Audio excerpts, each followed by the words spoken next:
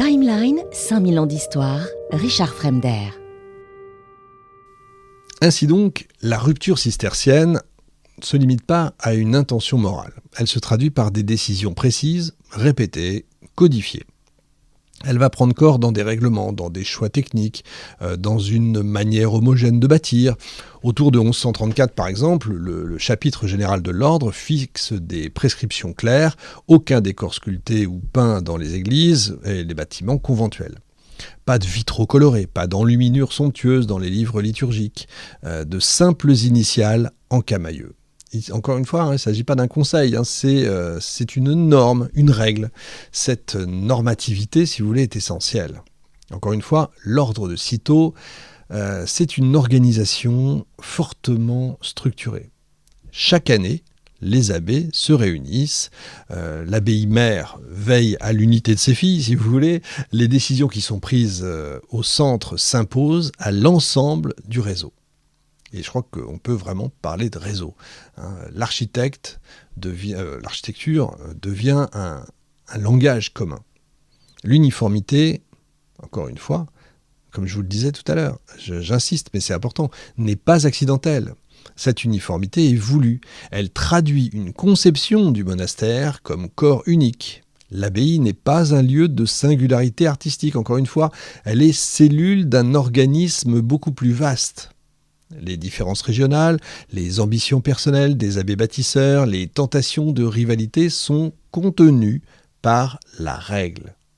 Encore une fois, l'exemple le plus emblématique, c'est celui de Fontenay, qui est l'un des plus anciens ensembles cisterciens qui soit conservé quasiment intact. Alors, le chantier est vaste, gigantesque. Les moyens ne manquent pas.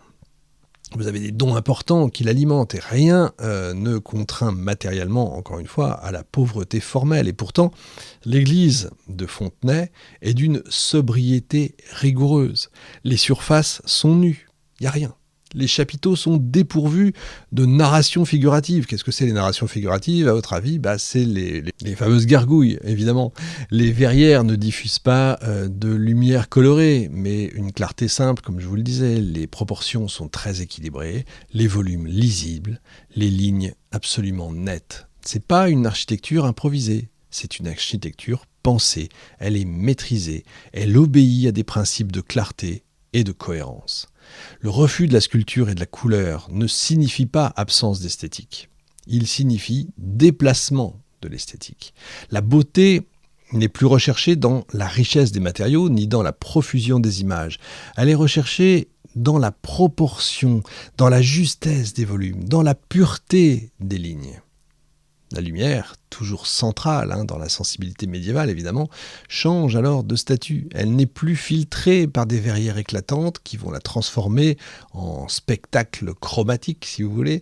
Elle entre directement, blanche, franche, sans médiation figurative. Elle éclaire l'espace sans le théâtraliser.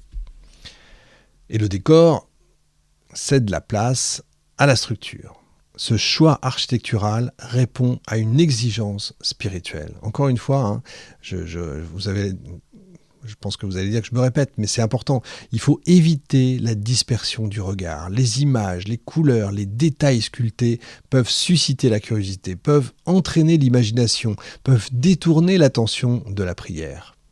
Le moine cistercien doit être entièrement concentré, recueilli. L'espace doit l'aider à cette concentration. Il faut souligner quand même un point, cette austérité n'est pas misérabiliste du tout. Les bâtiments sont vastes, solides, magnifiques, bien construits, c'est quelque chose de très costaud. Ils exigent quand même des compétences techniques élevées. Ils mobilisent des équipes d'artisans très expérimentés.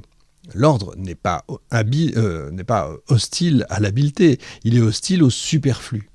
Et du coup se dessine une nouvelle articulation entre morale et matière. L'architecture n'est plus l'écrin d'une compétition de magnificence entre des prélats, elle devient l'instrument de discipline intérieure. La pierre n'est pas support d'images édifiantes, elle est le cadre d'un exercice spirituel. Elle est elle-même.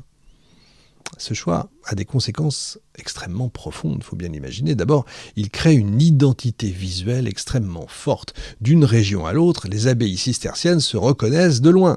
Elles forment un paysage cohérent, disséminé à travers l'Europe. Je parlais de logo tout à l'heure, je parlais de McDo, KFC, etc.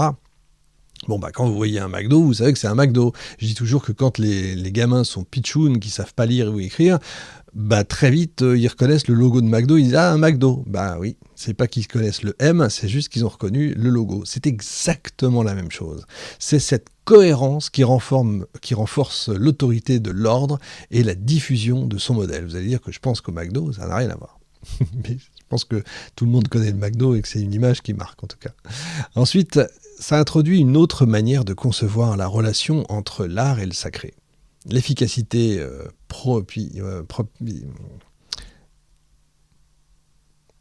propriatoire, voilà, il y a des mots plus difficiles que d'autres, donc c'est comme ça, puis il y a des moments où on est plus fatigué que d'autres, ne repose plus sur l'accumulation de richesses visibles, et ça je le laisse, je pourrais couper mais je le laisse parce que c'est drôle, donc propriatoire.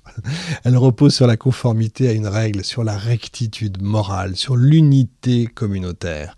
Enfin, ça s'inscrit dans la durée une alternative, si vous voulez, à la logique féodale de l'éclat. Là où les grands abbés bâtisseurs vont chercher à surpasser leurs contemporains par la somptuosité, Cîteaux affirme une autre grandeur, celle justement de la mesure. Vous savez, on dit toujours qu'une œuvre d'art, plus c'est simple, plus c'est magnifique. C'est très exactement ça. Parce que quand vous avez de l'argent, vous pouvez mettre des caisses et des caisses. Quand vous regardez Cluny, c'est vrai que, le Cluny de l'époque, c'est du délire. C'est absidiole, etc. On en met partout. C'est monstrueux. Il y en a dans tous les coins. Le cistercien, c'est autre chose. C'est juste parfait. Et c'est cette perfection, finalement, qui doit guider vers Dieu. L'architecture cistercienne n'est donc pas un accident esthétique, c'est vraiment la traduction matérielle d'une véritable réforme spirituelle. Ça propose, au cœur d'une civilisation fascinée par la brillance, une autre définition de la beauté. Maintenant, il reste à comprendre le sens ultime de ce déplacement. Qu'est-ce que ça signifie dans un siècle où le beau se confond avec le lumineux et le précieux? Pourquoi choisir la nudité de la pierre et la blancheur de la lumière?